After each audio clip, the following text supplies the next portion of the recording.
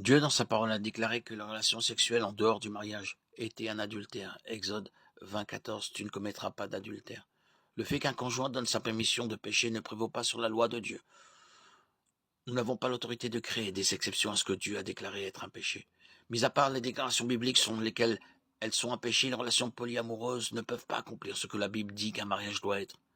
Un couple marié ne peut pas être une seule chair, Genèse 2,24, si plusieurs chairs sont impliquées.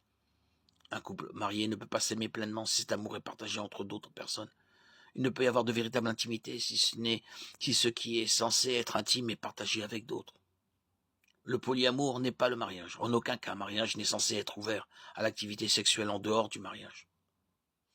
Les aliments sont pour le ventre et le ventre pour les aliments. Et Dieu détruira l'un et l'autre. Le corps n'est pas fait pour l'immoralité sexuelle, mais pour le Seigneur pour le corps.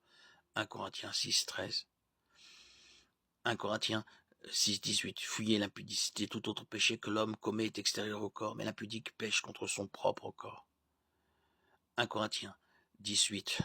Ne nous livrons pas à l'impudicité comme certains d'entre eux. Et il en tomba 23 000 en un seul jour. Galates 5, 19.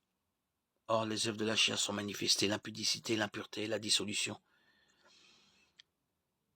Mais l'impudicité, toutes sortes d'impuretés et la cupidité ne doivent pas être nommées parmi vous, ainsi qu'il convient à des saints. Éphésiens 5, 3.